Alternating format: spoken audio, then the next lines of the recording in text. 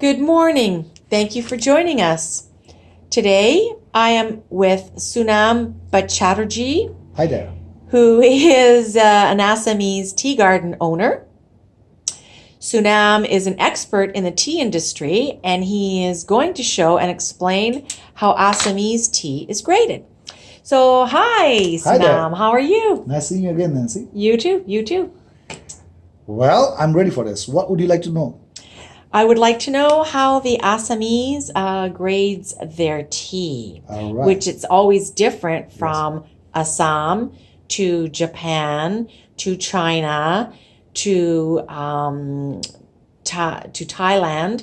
So we're just kind of trying to find out. Well, as you know, Assam makes about 99% of its tea as black tea, right? So what we'll discuss today would be black tea grading, because that's what you're going to most of the time encounter in the marketplace, Assam black teas. There are some people who make Assam green teas and Assam white teas, but these are one-off, and if you find one, you're lucky.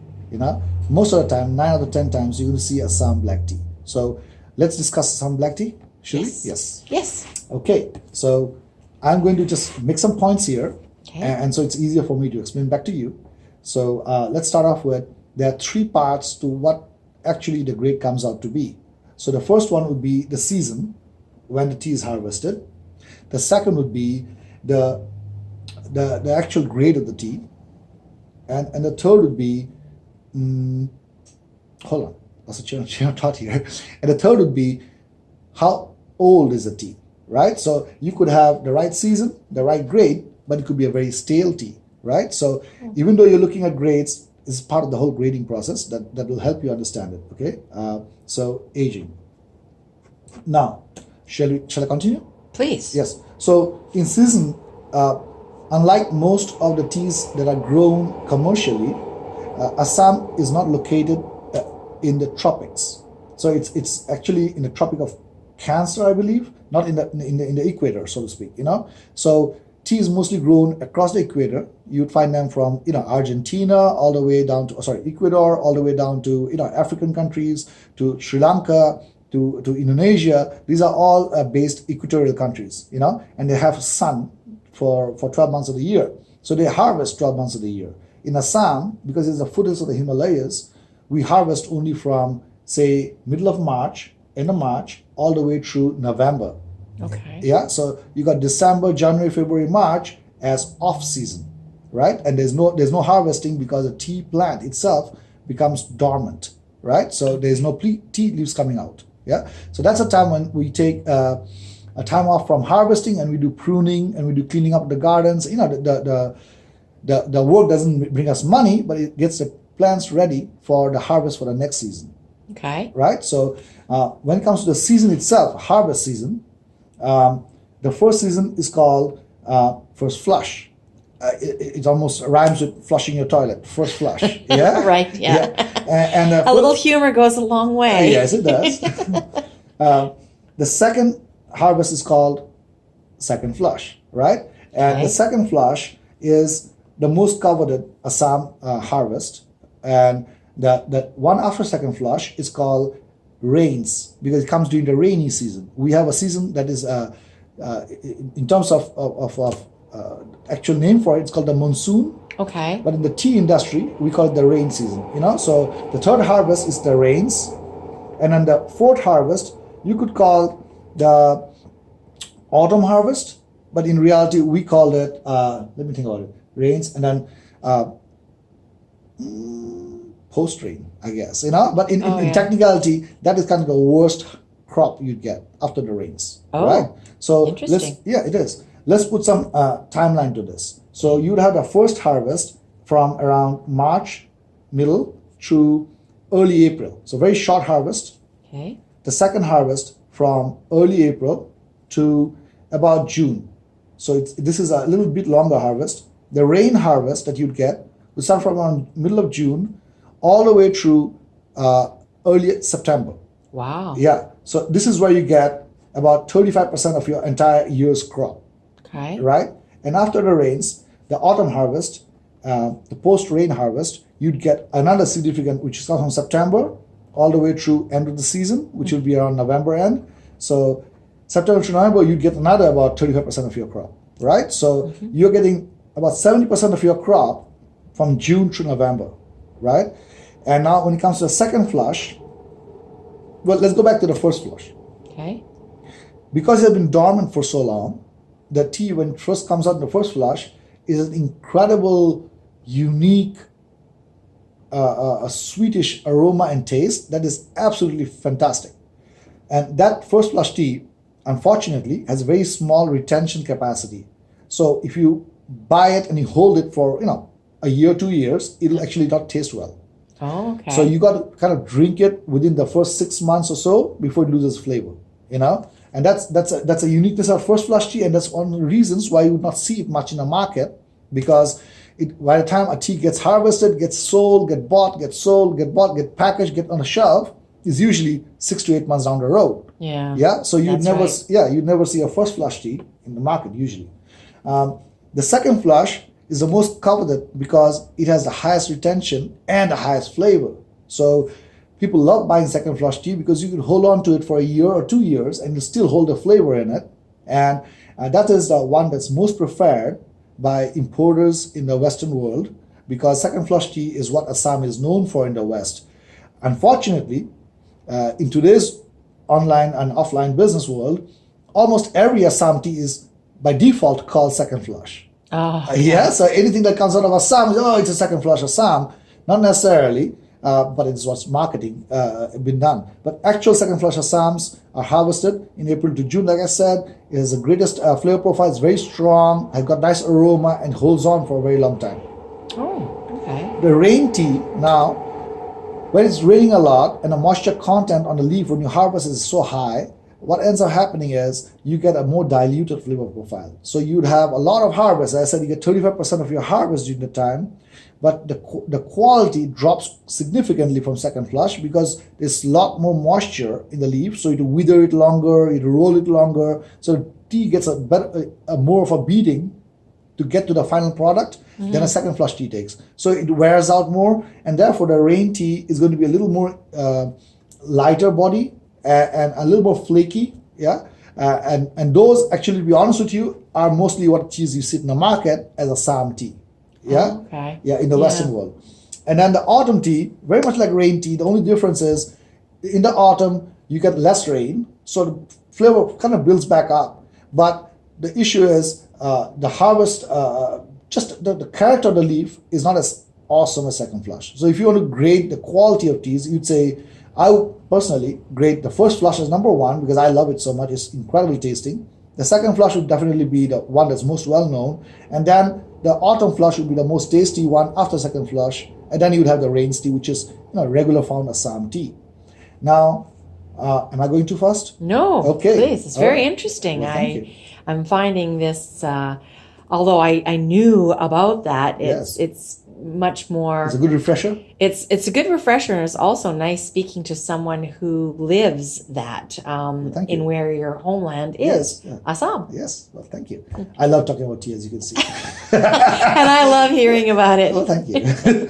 So, going ahead, we're talking about grades now. Yes. Okay, so that was the first question you had. How does it grade it? Well, all this harvest is graded the exact same way. So because the first flush is not graded any different than second flush or third flush. However, there are two ways you could make tea, black tea in Assam, right? That's very important because in Assam, out of approximately 600 million kilos of tea, which would be about 1.3 billion pounds of tea, Yeah. that's harvested annually, which is about 15 to 20% of the entire world's tea harvest. It's harvested from Assam. And out of that harvest, in Assam, 90% is made into what is known as CTC, which is cut, tear, and curl, a granular tea. And that never really has a market in the North American or Western world. CTC tea is almost exclusively consumed in third world countries. Like it will be consumed within India, or in Pakistan or Afghanistan or wherever else they drink CTC teas, or they would buy this stuff, and it's a good export product. Iran, for example, it's a good export product, but it's a low value product, right? Okay. And that's about, I would say, 80 to 90% of the harvest of Assam is made that way. The reason they make it 80-90% of that is because it takes very technically, it takes less skill to make a CTC tea than to make an orthodox tea. That's a tea that you see usually over here, where you're talking about the leaf tea. Yeah. That's orthodox tea, and that's the second way of making tea. So if you're not making it CTC, you're making it orthodox. And orthodox is leaf tea.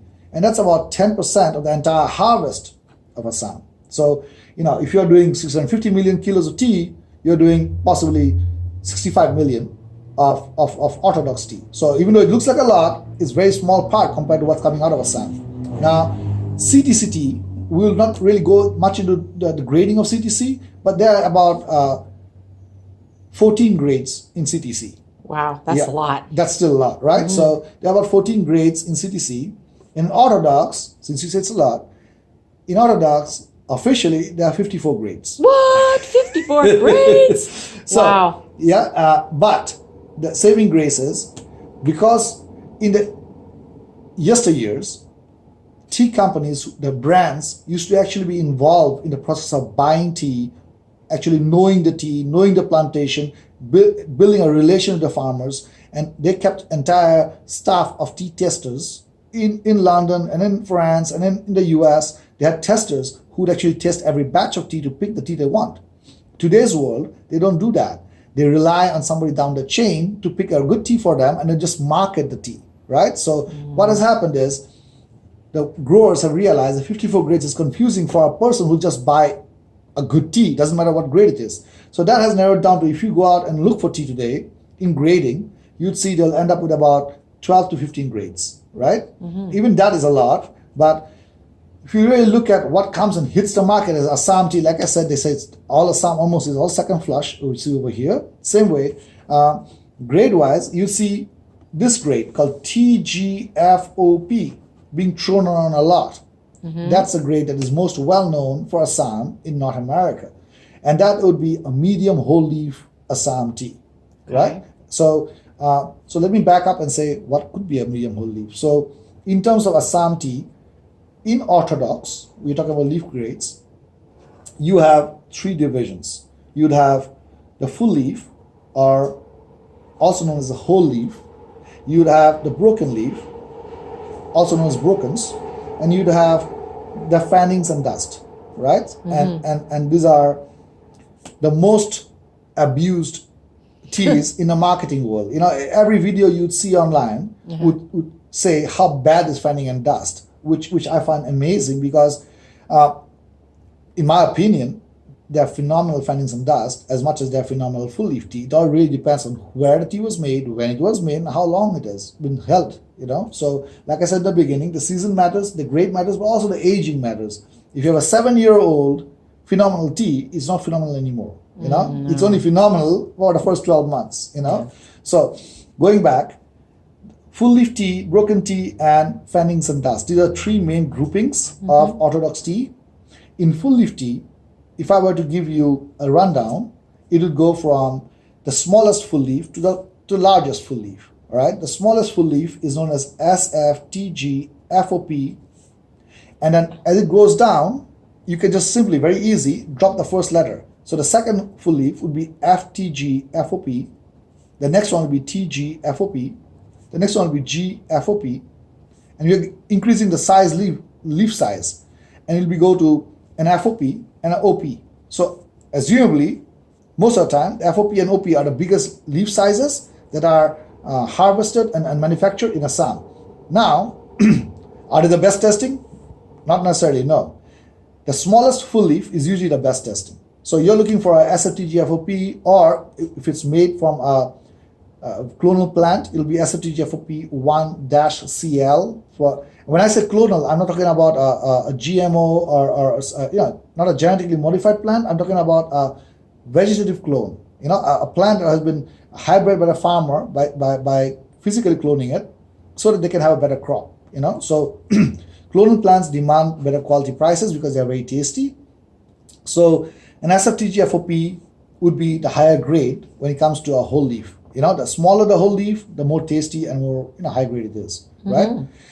Now, when it comes to the brokens, you start off with the largest broken and you go down to the smallest, right? So the largest broken would be the FBOP, and then next goes to GFBOP, then goes to GBOP, and goes to, oh, that's it. There are actually three core broken grades, right? The largest being FBOP, then GFBOP, then GBOP. Okay. GBOP being the smallest. So if you want to go out and buy a broken leaf and you want to have a larger broken leaf, you'd say, can I have some FBOP, right? But if it's very small that you want, you'd say, can I have a GBOP, right? So now there is a grade that is neither a whole leaf nor a broken. It kind of falls in between, and that grade is called OBPS. And the OBPS is, in our language, we call it the bastard grade. Yeah. So now moving on, beyond the GBOP is the fannings and dust. Right. And fannings and dust are the smaller size leaves, bits. And how do you grade them? Well, the fannings, you would have FOF, GOF, OF, and yeah, that's it. Okay. And in dust, you would have PF, PF, and what else do you have? PD would be in CTC. So you have PF and I lost OCD. That's CTC. So those are the four main grades you deal with in fannings and dust. If you want a dust, you go with the PF. You could actually bring in a PD, but there's a CTC. So they're in the dust grade. So CTC and orthodox at the dust level almost look symmetrical, almost look same. But a PF, which is a dust orthodox, would be more flaky compared to a CTC orthodox, a dust, which would be a PD. Okay. Right. So when it comes to the fannings, FOF would be the largest and OF would be the smallest fanning. Okay. So these are kind of the grades you'd see in the marketplace. Now the last thing I want to touch base on is the aging, because that's a critical part. Teas, like vegetables, taste best when it's fresh. English being my sixth language, excuse me. Yes, you can speak many languages. Oh, thank you.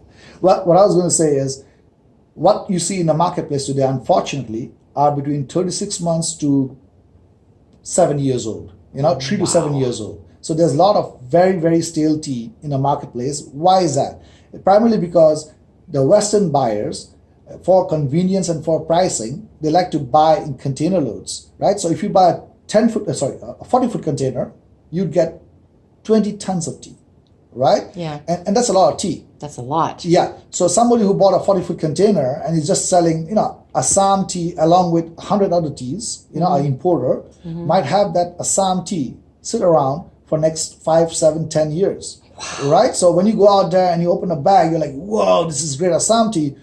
It could also be a 10-year-old tea lying somewhere. Yeah. And to give you an approximate idea of how bad the situation is, it's approximately 200 million kilos of stale teas lying around globally, Assam orthodox teas. So these get blended into fresh teas and sold out in the marketplace all day long. And that's the reason I always tell people, to be able to distinguish your aging, you got to know where the tea came from. How short is your supply chain. The longer the supply chain, the older the tea is, right? So if you really want to enjoy your tea, you want to get tea that are harvested within the last 12 months or 18 months. Beyond that, the tea flavor profile completely changes. And also, aging also matters on how you keep the tea. For example, when we manufacture the tea in the farm, the end product has to have a moisture content of less than 3%. Okay. When it reaches a marketplace over here, because of the transport, because of coming in the ocean, because of environment, it can go up to 7 or 8%. I personally pull teas off the shelf and I've tested them for moisture, and I found between 12 and 20% moisture. Wow, that's so much. And that, my friend, changes the flavor profile of the tea, right? So you could have phenomenal tea that has been exposed to more moisture than should be, and therefore it tastes like nothing. The other part is you could have a phenomenal tea that has been sitting around waiting because it's so highly priced. It never got sold. It's been sitting around for 5, 6 years, and therefore, even though it looks phenomenal, it doesn't have a great taste to it. Yeah. That would be really an important factor. It is, because you end up paying a lot of money because it looks great. It's in a nice packaging, but when you actually sip it, it is very insipid. So why is that? Because it's an older tea. And the last thing I want to cover here is milk sugar and tea. Why does a lot of people add milk and sugar to the tea? Well, the reason being that when tea is manufactured, it can be made bad or good, right? So you could literally burn the tea leaves and it'll look the exact same as if it's not burnt because both are black, right? So burnt tea leaves, when it's manufactured, will actually taste better, right? And it gets sold in the market because nowadays, as I said to you, there are not enough tea cuppers and tea testers in the marketplace anymore. You know, there's one guy buying for a whole company, right? Yeah. So what happens is, or buying for many companies. So what happens is, these teas are in the system that are very bitter in taste or they are very burnt in taste, and people get used to buying these low quality teas, and the only way they can adjust it is by adding sugar and milk. And over time, if you drink something long enough, you get used to the flavor profile and you want the flavor profile. So ends up happening that people drink tea with milk and sugar. It started off with low quality tea, and now we have high quality tea, but people are used to having that profile, you know? Yeah. So I would definitely recommend looking at the tea, tasting it first without the milk and sugar, like how you're having it over here. Yes. And if it tastes good, cup here. Mm-hmm. And if it tastes good, how does that taste? Love it.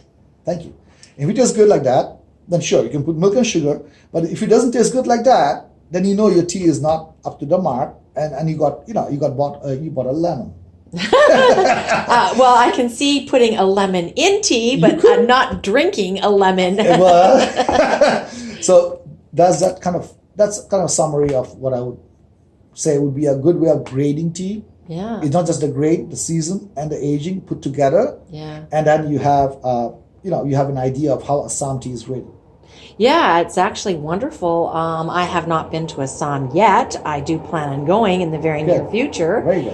And you've given us a wealth of information, and I thank you so much, Saunam. And hopefully we can do a few more of these little Absolutely. tea videos so that we can open up the world of information to the viewers, so that any questions they have, your knowledge will be given to them, and they can always buy their tea from me because, as we know, we are partners, correct? Absolutely.